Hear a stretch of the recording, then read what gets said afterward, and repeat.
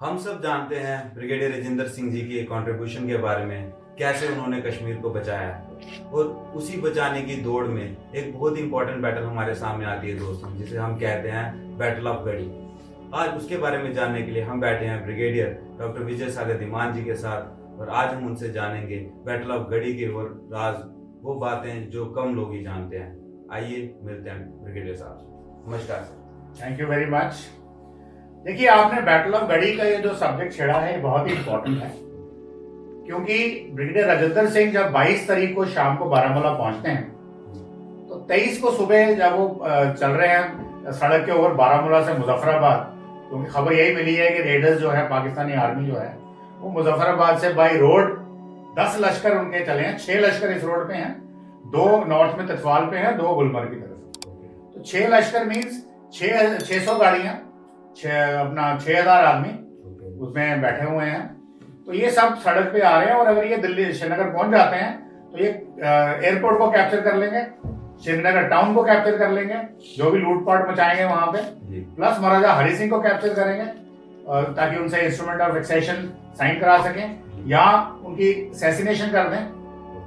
और दूसरा शेख अब्दुल्ला को कैप्चर करेंगे ताकि उसको मोहम्मद अली जिन्ना को जाकर सौंपेंगे, जो उन्होंने बोला था शेख अब्दुल्ला को मेरे पास लाओ, क्योंकि ये मेरी बात नहीं मान रहा पाकिस्तान ज्वाइन करने। तो यहाँ पे क्या होता है कि मॉर्निंग में ब्रिगेडियर राजेंद्र जब अपनी टुकड़ी के साथ आगे आते हैं तो सबसे पहले उनको मिलते हैं शरणार्थी, जो जिनको 22 तारीख को जिनका मैसेकर जो हुआ है मुजफ्फराबाद में, उनमें से जो बचे हुए लोग आते हैं तो वो कहानियां सुनाते हैं कैसे उनको मारा गया, काटा गया, औरतों की रेप्स किए गए, उनकी बदनामी की गई, उनको लूटा गया।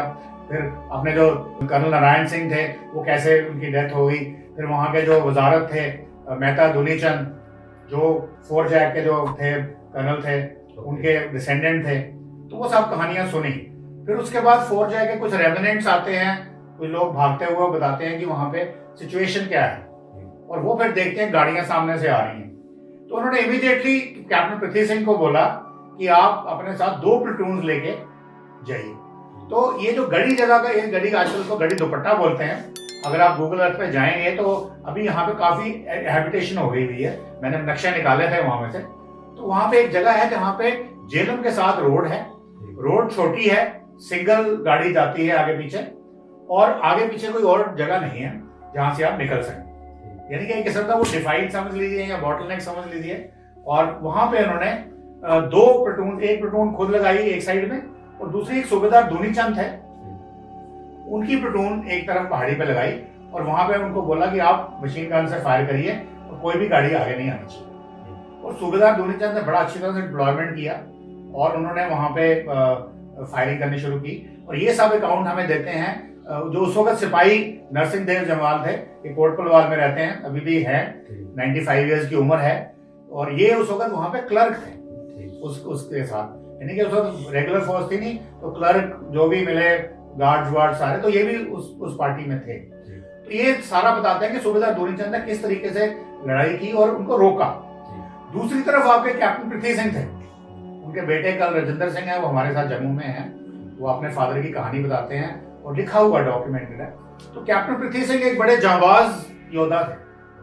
तो उन्होंने क्या किया कि उन्होंने बोला यार ये गाड़ियां आ रही हैं, इनको कैसे रोका जाए। ऊपर से सूबेदार दूनीचंद उनको कवरिंग फायर दे रहे हैं। इन्होंने अपनी टुकड़ी को डिप्लॉय करके ये आगे खुद 2 आदमियों के साथ चले और जाके जो सबसे आगे वाली गाड़ी थी उसको कैप्चर कर लिया। यानी कि उसके अंदर जो लोग थे उनको मार दिया और ड्राइवर के साथ बैठ गए गाड़ी के अंदर, और उस गाड़ी को अपनी तरफ लाने लगे। अब जब वो अपनी तरफ लाने लगे तो अपने जो ट्रुप्स थे उन्होंने क्या समझा, ये तो दुश्मन की गाड़ी है, उन्होंने उसका खूब फायरिंग कर दी। यानी कि कैप्टन पृथ्वी सिंह भी जख्मी हो गए, उनके दोनों जो टांगे थी घुटनों में गोलियां लग गई। तो अब वो क्या करें।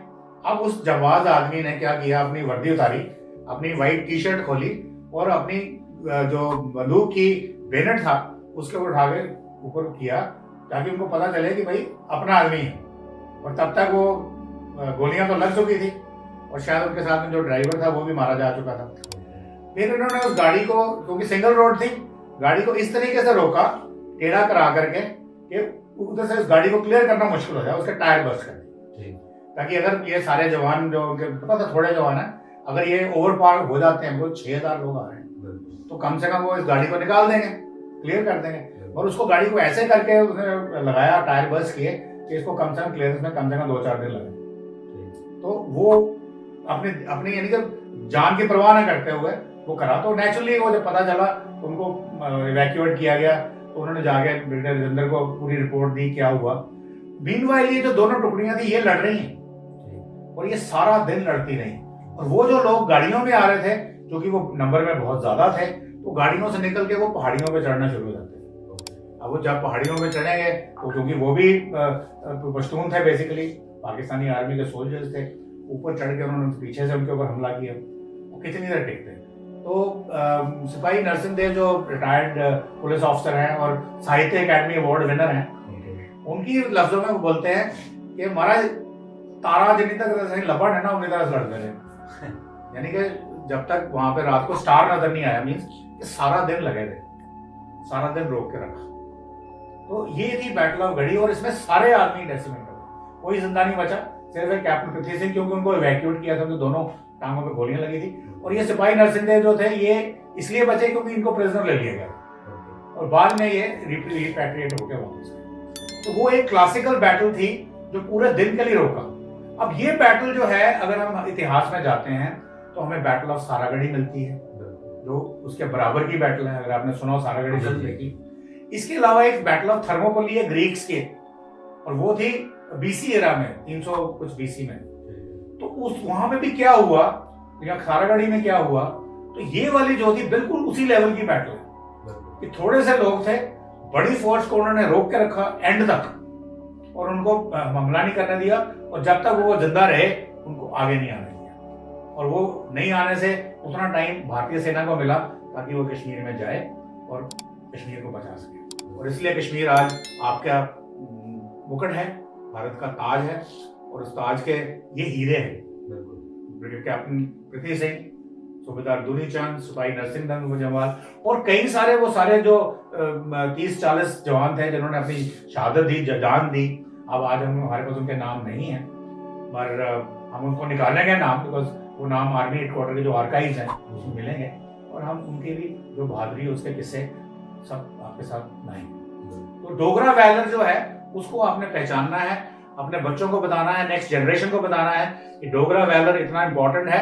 आप उसी डीएनए के हो, आप में भी उतनी शिवलरी होनी चाहिए, जरूरी नहीं लड़के ही होनी चाहिए, आप कॉन्ट्रीब्यूशन उस सकते हो। तो ऐसे ही आप किसके बारे में जानना चाहते हैं हमें कमेंट सेक्शन में जरूर बताइएगा। हम मिलेंगे आपको फिर एक नई वीडियो में। ब्रिगेडियर साहब का बहुत बहुत शुक्रिया हमें ऐसी इंफॉर्मेटिव वीडियोस देने के लिए। तब तक दोस्तों धन्यवाद। Thank you very much, thanks a lot.